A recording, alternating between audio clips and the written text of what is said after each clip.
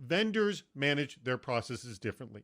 There is no standardization in their world. How do you standardize when your supply chain often isn't? We look at it using a risk tiering methodology. The highest risk ones, we are much more prescriptive. But as you decrease in risk, we're more flexible about the how and are just concerned with the what. So there are some types of vendors that essentially act as an extension of us.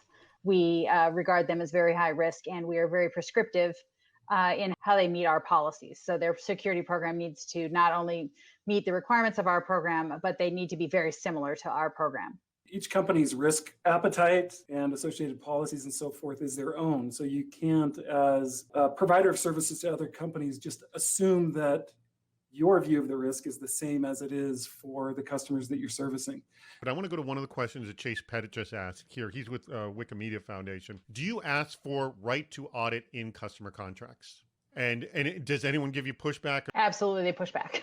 It goes both ways, but most of the time, if you don't accept this, you don't work with us. As we're engaging with our hundreds of customers, that language is always there. And we've found that the right to audit is non-negotiable. And it really comes down to a question of, do you want to be in the business of handling other people's sensitive data and managing risk essentially on their behalf? You can say that you have a change management process, but need to have some evidence that you're using it, right? I would much rather see a policy that doesn't quite meet my requirements, but is actually in use, rather than somebody who doesn't necessarily have a policy and they're like, what do you want it to be? Here's a good question that came from Eli Migdal. He's the CEO of Boardish. How do you approach probability?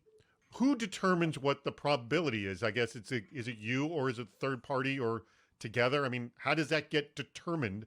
Probability. You can outsource your systems and services, but you can't outsource your risk. And so Marcia at TransUnion, when she's looking at her vendors, it is her risk. It's not the vendor's risk, it's her risk. And so I would say that it's the customer who's, well, these are the risks that we're concerned about.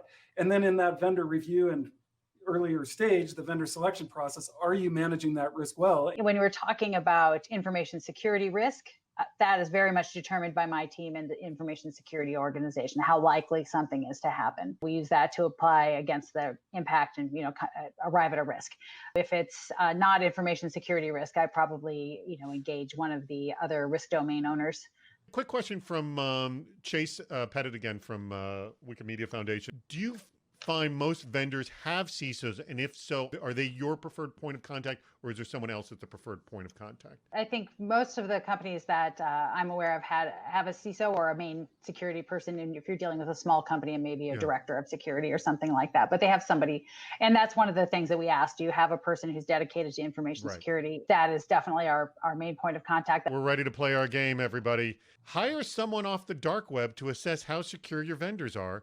Why are you going to implement this? Because those people on the dark web know how to sleuth out the secrets that companies are hiding, and they can find them in the corners of the internet.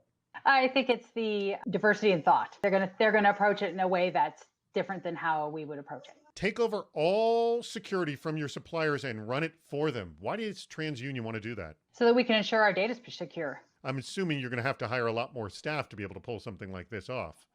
Right. Well, it was a bad idea, but that's why I would want to do it, right? So I can have control. I have a high need for control. If you're talking about small third parties, that might not be the worst idea.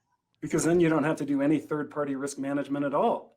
If they don't give you a right to audit, red team them to death, or until you can gain access to all of the CEO's messages on their mail server. So we know whether or not we can, whether or not their perimeter is secure. Because the objective information is more valuable than them answering a questionnaire to begin with. Sean Bowen, who's the CISO of Restaurant Brands International, and he asked this question. How do we really look at the next link in the supply chain? Most of our efforts are only able to see the third party, not the fourth and beyond. It's difficult because we have a contract with our third parties. We don't have a contract with their third parties. So for us to want to assess them or ask them questions, we don't have a vehicle that allows us to do that. But with a tool like RiskRecon that is reviewing all of the open source stuff, if I know the fourth parties, I can just add them to my profile.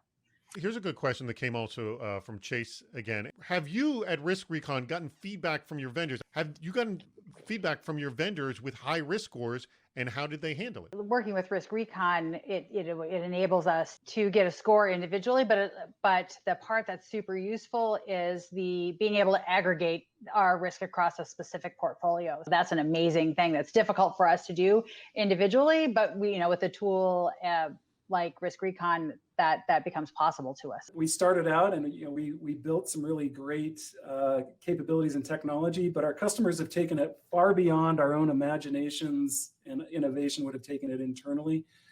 And keeping pace with their innovation and their applications of it, they really stretch us. And so it is in the practitioner realm, and always will be, where the best ideas are coming forward.